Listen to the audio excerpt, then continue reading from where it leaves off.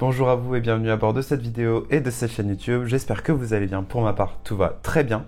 On est parti pour une petite FAQ pour mieux me connaître et pour mieux connaître cette fameuse chaîne YouTube Discover the World with Me.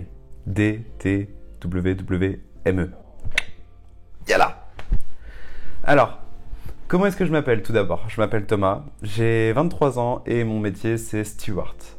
Voilà, comme ça vous connaissez les bases, vous placez tout, nickel.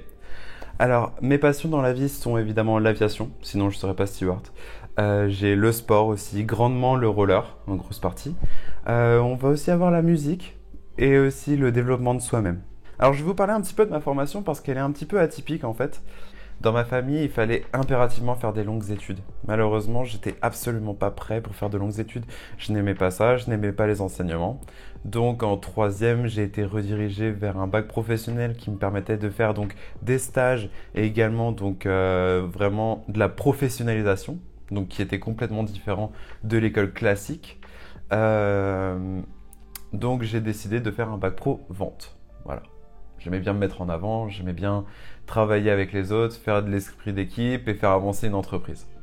Donc j'ai fait ce bac pro vente avec mention européenne. Par la suite, je me suis dit, bon Thomas, félicitations, tu as eu ton bac, mais il te manque encore quelques petites bases, quelques notions avant de pouvoir créer ton business ou de travailler dans une entreprise. Donc j'ai décidé de faire un BTS commerce international avec mention européenne. Ce BTS s'est très bien passé, il était extrêmement poussé et j'ai dû d'ailleurs redoubler une année, tellement il était... Je dirais pas compliqué, mais tellement il était spécifique. Spécifique, compliqué, dur. Enfin, tous les mots que vous pouvez employer pour des études qui sont assez complexes en post-bac. Par la suite, donc j'étais un petit peu, bon, est-ce que je fais une troisième année pour avoir une licence et avoir un niveau bac plus 3 ou est-ce que je m'arrête là?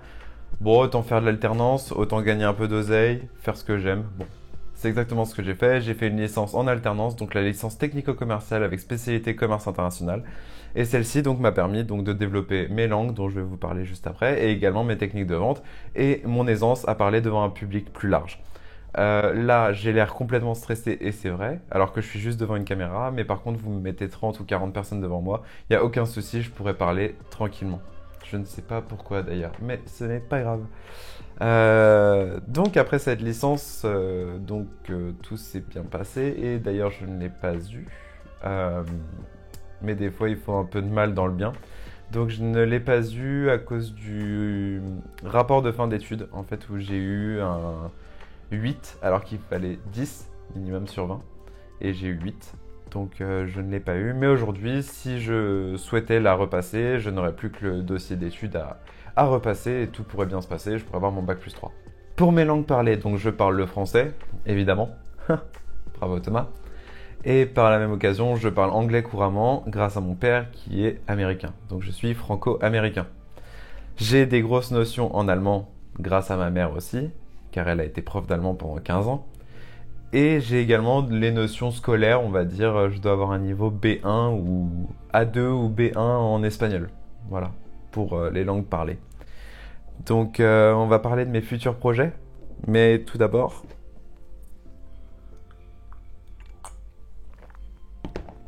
Voilà. Alors, mes futurs projets, donc je vais détailler ça en deux parties. Je vais avoir mes projets professionnels et mes projets personnels. Donc pour mes projets personnels, ça va être de développer ma chaîne YouTube. Alors oui, d'ailleurs, pour quelle raison est-ce que j'ai commencé YouTube? On est tous en confinement, on s'ennuie tous, on n'a rien à faire. En tout cas, je sais que ça commence à être le déconfinement en France, mais pour ma part, c'est toujours un confinement. Je ne travaille pas, on ne décolle pas, on est au sol. Donc je m'ennuyais beaucoup.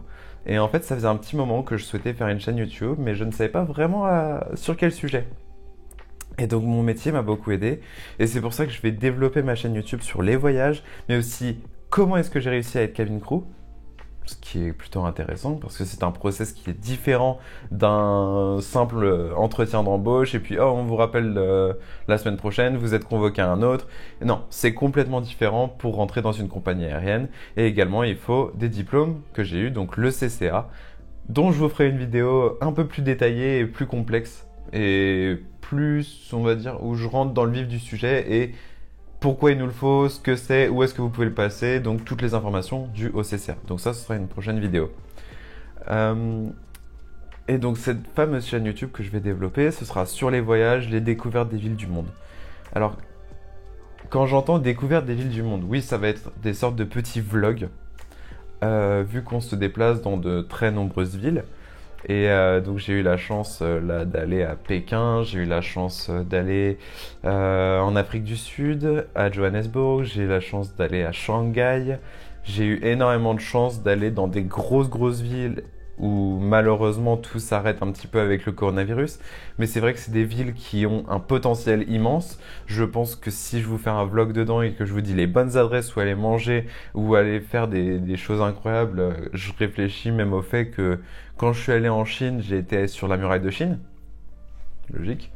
Mais c'est quelque chose qui n'arrive pas tous les jours en fait. C'est quelque chose que je peux vous présenter, ce que je peux vous amener, un petit bonus en plus des vidéos que je pourrais faire un petit peu comme maintenant où on parle. Alors, ça ce sera le personnel, donc ça va être développer ma chaîne YouTube sur les 3 prochaines années. Et ensuite on a le professionnel. Donc qu'est-ce que le professionnel? Comme je vous l'ai dit, j'ai ma licence d'un côté que j'aimerais bien valider, mais on verra, ce n'est plus dans mes priorités. Et derrière, est-ce que je reste dans le monde de l'aviation? Sûrement, très sûrement même. Pour ma part, je suis quand même quelqu'un qui va réfléchir à tout ce qui se passe dans son environnement.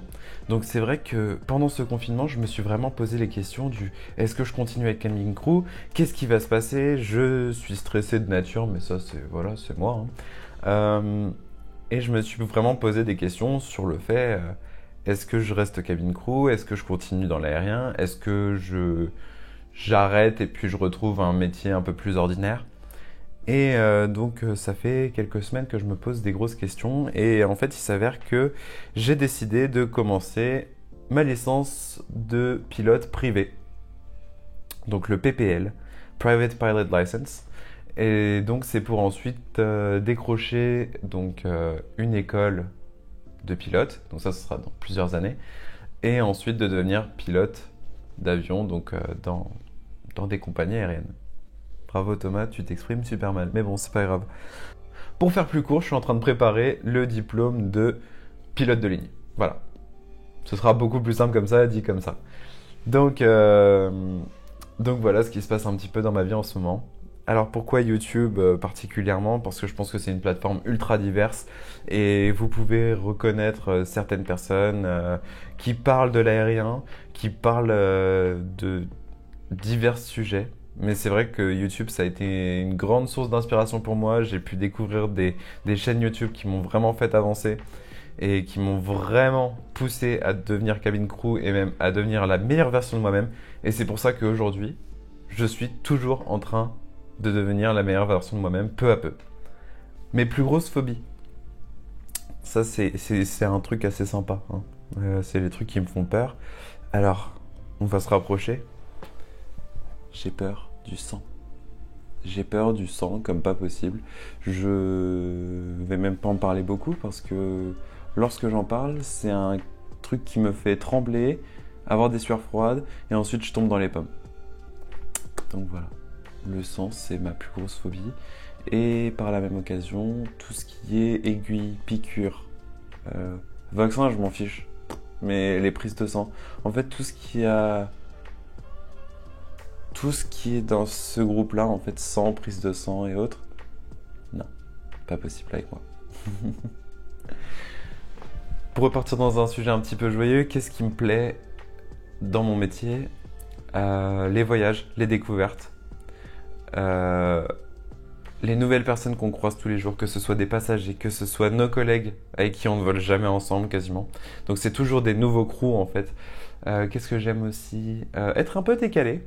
C'est pour beaucoup en fait le décalage va être un synonyme de problème.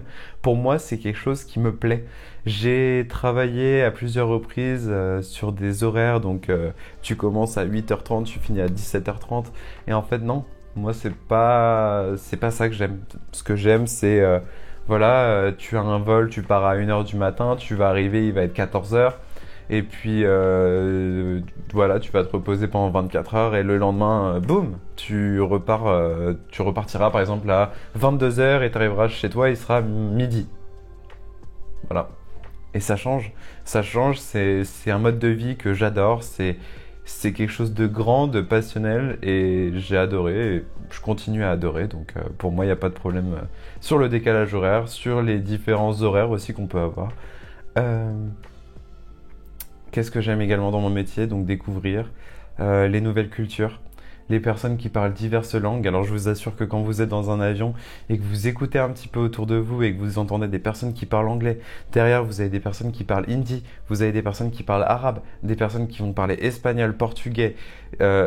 C'est impressionnant le nombre de cultures qui se retrouvent dans le même avion. Et j'adore ça. C'est impressionnant.